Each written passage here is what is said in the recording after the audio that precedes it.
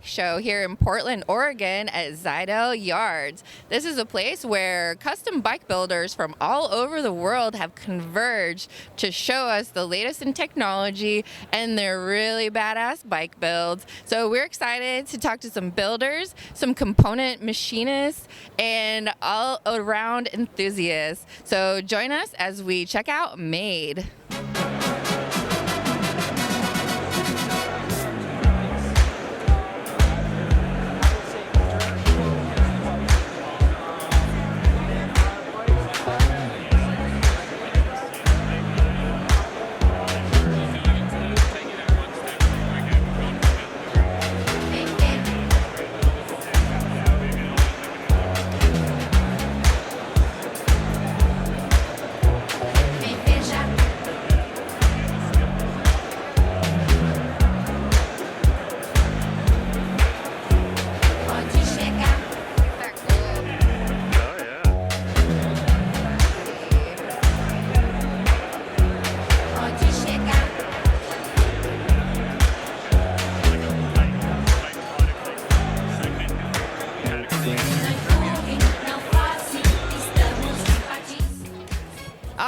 So we are here with Calvin from Paragon Machine Works. And Calvin, tell us how you got started in Paragon. Yeah, so I guess I was probably 3 or 4 years old the first time I pressed a button in the machine shop. My dad lifted me up and I got to press go, and that was pretty cool. I don't remember it, but we have photos of it. So I go way back, but it wasn't until I was probably 19 or 20 that I thought, okay, hey, this is something I could see myself doing.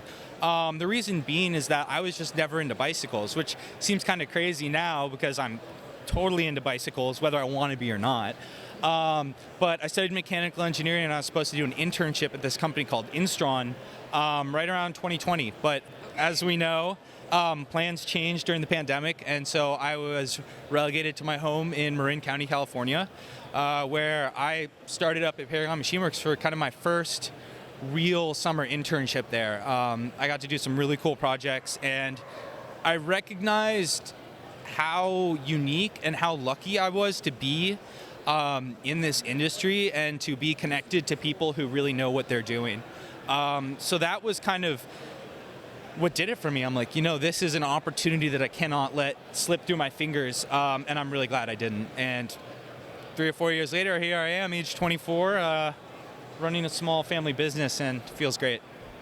That is so exciting. So you're in a really unique and super cool position. You're kind of, at this point of transitioning into ownership of the shop and everything, yeah. Right? And so I'm really curious about, what kinds of things are you excited about for cycling future? Yeah. And, what kind of things are you like, oh, this is going to be my baby. Like, I'm excited to kind of go for it and just send it. Well, I'm excited to see people like you, sharing the knowledge and the news of the industry. It's great that there's localized and bigger brands kind of consolidating the information and making custom frame building more accessible for random people. I'm sure people just see your page or, and they're like, oh, that's cool. Maybe I'll check it out. I think it's encouraging that there's a lot of young people, and I say that because my dad tells me that. He's basically like, all his friends should be retired by now. But there's the custom frame building industry has been around for a long time, and we don't want it to die. So it's really encouraging, I think, to see people like Sean's Studio, and Nick Newhouse, and all sorts of people that are just doing what they love and doing it well. So that's amazing. Yeah, no, it is nice. There's such a community vibe in the cycling, especially the hand built and custom cycling. Everybody just knows each other. Yeah, definitely. Yeah. So our audience is pretty heady, for lack of a better term. Hey, audience. Can you tell us about the pipes that you make? Yeah. These guys. Well, I'm glad you asked because I love these things. These are stainless steel. We used to call them bubble blowers, but let's be honest, they're for getting high. they come apart in 2 pieces like I'm doing here, which is super nice for washing and cleaning. I think the issue with a lot of pipes is how do you clean them out, right? Stainless steel is relatively good at dissipating heat. So unlike titanium pipes, which we also have, you're very likely not going to burn your fingertips on it. It's a great one hitter. It's super lightweight. Whoops, it's not going to break, right? I just dropped it. So amazing. a lot of upsides. It matches the aesthetic of your bike. You know, it's a stainless steel tube, and it's CNC machined in Richmond, California, by your favorite company, Paragon Machine Works. So, I mean, what's not to love? Yeah, seriously. Well, thank you so much for your time, and thanks for showing us around. We're always stoked on everything that you're doing. Yeah, so, you know, just keep it up. Great. Yeah, it's been a pleasure meeting you. Yeah, thank you.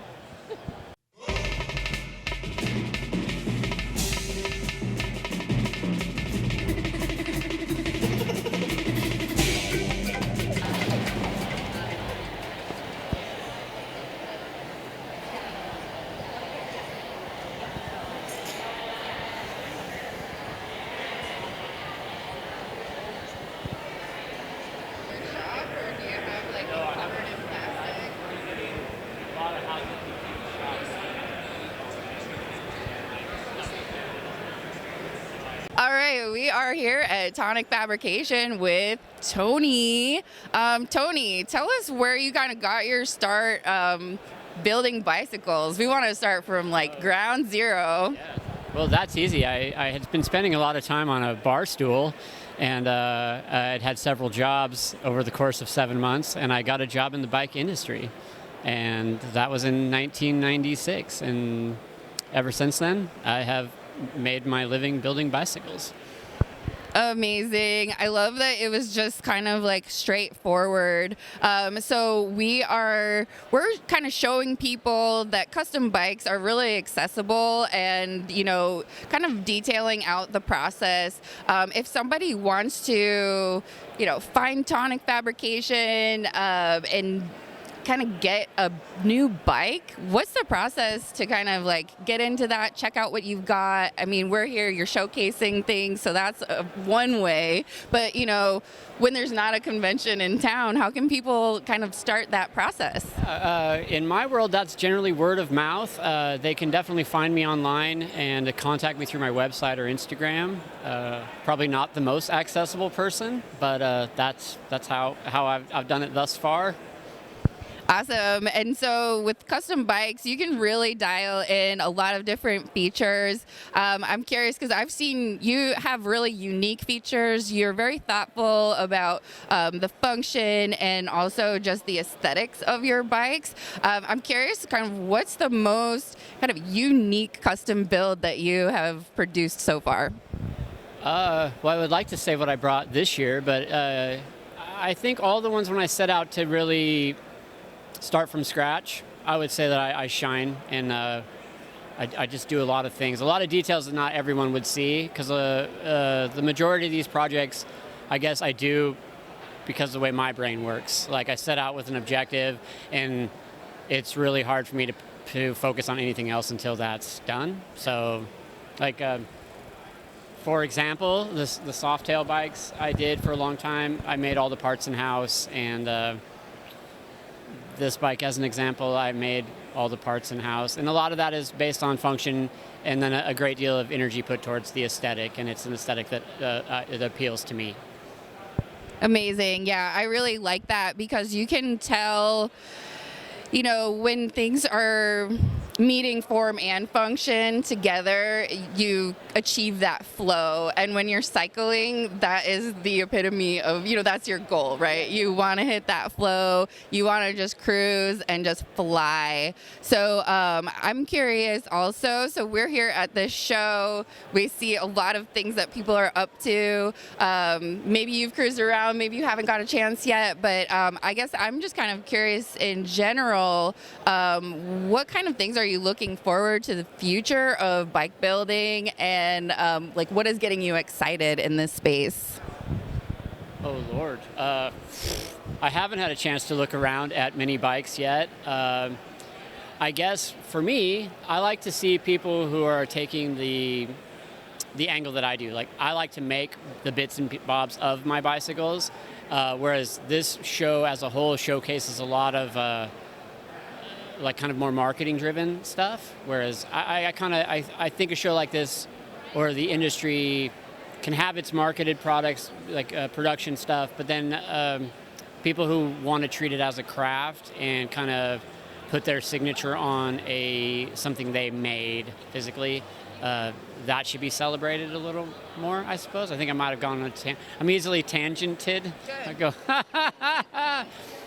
but yeah, as for me, I would like to continue doing projects like that. Like, not to say like I want someone to hand me their credit card so I could do a project like this every time, because that would be really cool. But it'd also be very expensive. But just to just keep creating new things to me that meet the aesthetic that I enjoy, and hope that people enjoy it as well.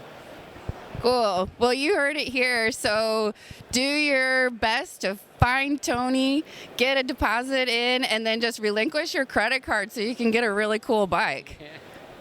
Yeah. Yeah, thank you so much. Yeah, that was fun. Easy. Next time, give me a topic and we'll just have story time. 'Cause I'm way better at story time well, than. so here's the deal. Alrighty, so we are here with Richard, aka Bicycle Crumbs. So, Richard, Yes. I haven't seen you in a minute. We used to kind of work together. I know we did. Oh yeah, we did work together. But yeah, so I've just seen you just like, I don't know, just developing your art practice along with just like your career in the cycling industry. And so tell us kind of what you're up to right now. Currently, I am the marketing director at Silca. We make bicycle accessories, lubricants, pumps, and a lot of other really cool stuff. With that, I manage some of our pro athletes. I do some of our design work, and that's really it. Like, that's what I do. Easy peasy, like just shooting fish in a barrel, no big deal. That's what being a marketing director is like, I guess. Okay, there's other stuff, like writing press releases and product descriptions and stuff like that too, which is all really fun because we make cool stuff out of Indianapolis. A lot of titanium bottle cages. We got some really high-end floor pumps over there. Just cool stuff. Amazing. So I really want to know right now. So you used to live in Portland, and now you just said you moved to Indianapolis 6 days ago. 6 days ago. So what kind of riding have you been doing, and are you getting time for your art practice? The art has taken a little hiatus with the move. I will never sell or buy a house again, so I'm in Indianapolis forever because that's awful. Type of riding I do in Portland, I always love to go to the east, never to the west. I never like crossing the river. Where a lot of people do like cemetery climbs or anything like that, I always just felt east was way better riding. The East Buttes are beautiful, they're underrated, they're really cutty. Yeah, I would go that way anytime. Amazing. So hit the east side, and so you're on an art hiatus. Well, obviously you're moving. That's super involved. But I think that I can just encourage folks to check out Bicycle Crumbs and also Silca. Do you get a chance to do some really fun creative stuff in that space? We got some t-shirts coming. We're doing some artist projects where I play more of an art director role, which is really fun to work with friends in this industry, because that's kind of how I got my start. Is a lot of brands gave me chances to do art for their products, and now I get to do that on the other side. Yeah, that part's really exciting. Amazing. Well, it's always so fucking cool to see you, and I'm just like so proud of you every time I see you like pop up and aw, hey, let's hug it out. Good to see you too. Thanks so much for the interview. You're welcome. That was awful.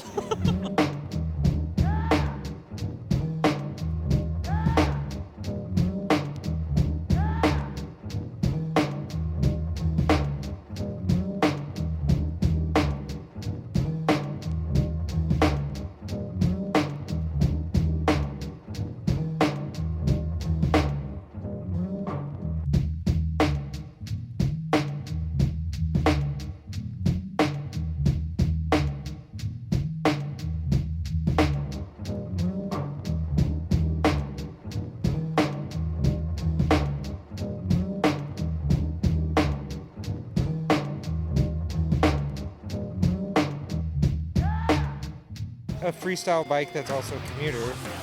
So meant to have fun in the parking lots, jump off stair sets.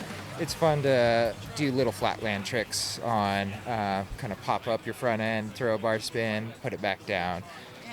Amazing. No, I always like that you're thinking about just getting rad as fuck and just like having a great time on bikes, because I think that, you know, you can get into like a really race mindset in custom builds, right? Like everybody's trying to be light and fast, but like, where's the fun? So I love that. Fun on it too. Yeah. Yeah, so I love that you consider that. And then I really also love, your design details. You've got the upside down peace signs and the upside down crosses. Can you tell us a little bit about kind of where those came from? Yeah, actually, the name stemmed from, they were a small band at the time from near our hometown.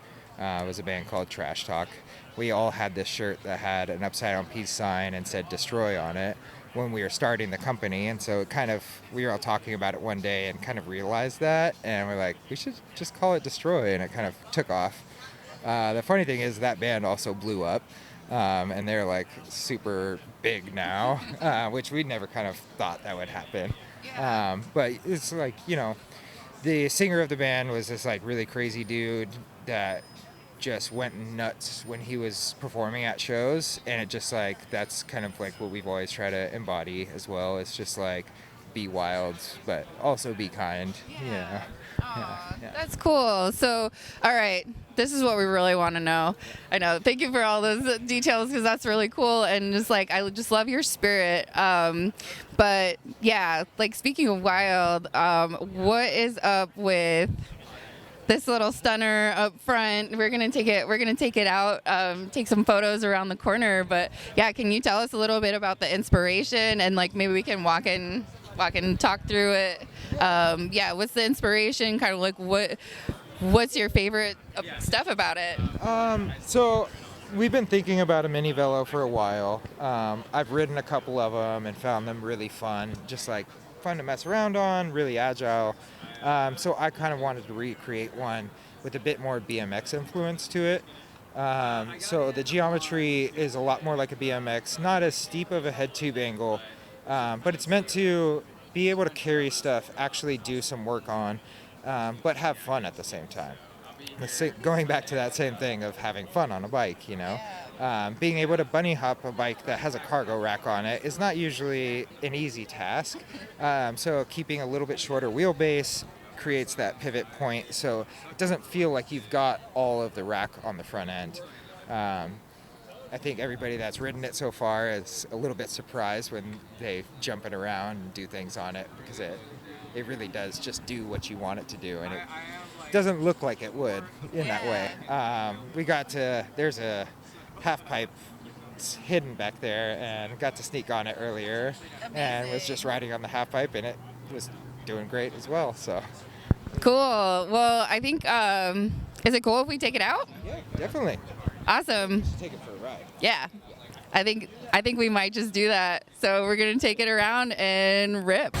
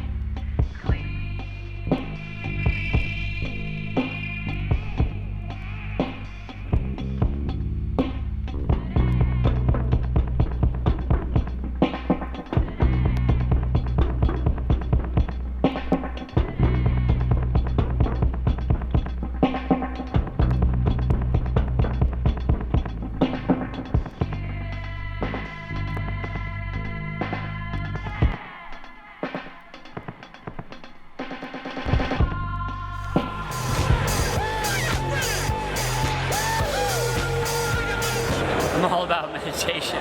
Breathe from your toes to your mouth, then to your knee, to your mouth. And when you sing a birthday song, you gotta wear sunglasses. But today I'm gonna tell you a story. About 82. I was in a tree fort next to Kenny's house. I put a smoke bomb in my teeth and I lit it because I thought it would be really cool to see the smoke billowing out. For about 3 seconds it was pretty cool. But then it burned my lips. And I tried to spit it away, but it kind of sticks to you once it's burned you. And I don't do that anymore.